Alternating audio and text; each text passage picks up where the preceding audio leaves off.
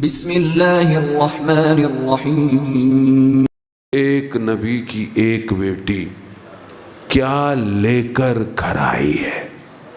کیا نیا لباس دیا رسول خدا نے بیٹی کو؟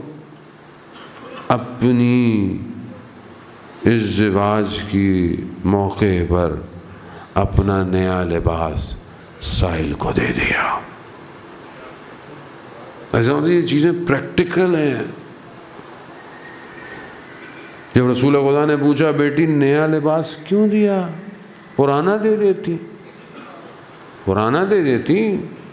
کہا بابا میں بھی تو آپ سے سیکھا ہے، آپ جب اپنے تن کا لباس اتار کر فقیر کو دے سکتے ہیں۔ یا رسول اللہ، یہ کہاں جا رہا ہے گھر؟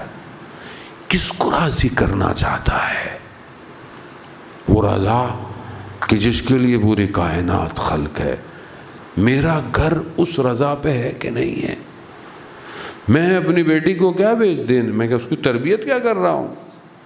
کیا میں اس کی تربیت کر رہا ہوں کہ وہ گھر سے کیسے جائے، کیا لے کے جائے؟ یہ دینا منع نہیں ہے، منع کوئی نہیں کر رہا آپ اپنی بیٹی کو نہ دیں یا آپ نہ، لیکن اصل کیا دینا ہے اس کو؟ کیا وہ اصل جو اس کے باطن کی تربیت ہے وہ میں دے رہا ہوں بیٹی کو؟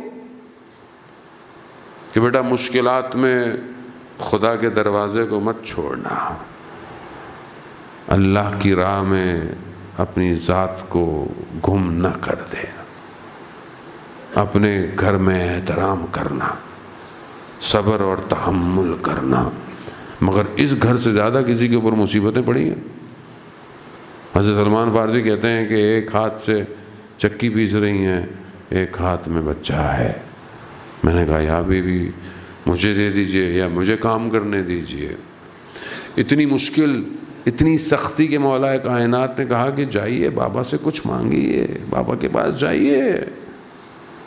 جاتی ہیں کہ مجھے کچھ دے دیں، میرے کاموں کی کوئی مدد کرے، کوئی کام کرنے کے لیے۔ رسول خدا کیا کہتے ہیں کہ بیٹا میرے پاس ابھی ایسی ظاہری توان، یہ حقیقت ہے اس زمانے میں مشکلات تھیں عزیزان محترم، مگر بیٹی میں تمہیں ایک ایسا تحفہ دوں گا جو قیامت تک کے لیے تمہیں فائدہ دے گا۔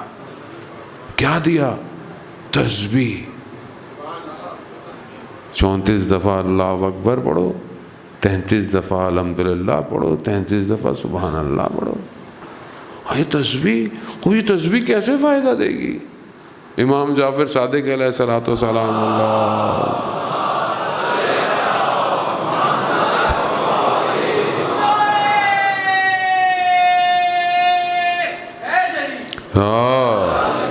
امام فرماتے ہیں کہ جو نماز کے بعد واجب اپنے گھٹنوں کو بلند نہ کرے اور اس تسبیح کو پڑھے، اسے یہ تسبیح 1000 نوافل کے برابر ہے۔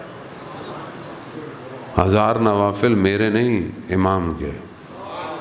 عزیزان محترم، یہ تسبیح راز کشا ہے۔ ہم تفکر کے ساتھ اس تسبیح کو نہیں پڑھتے۔ اللہ اکبر کیوں ہے؟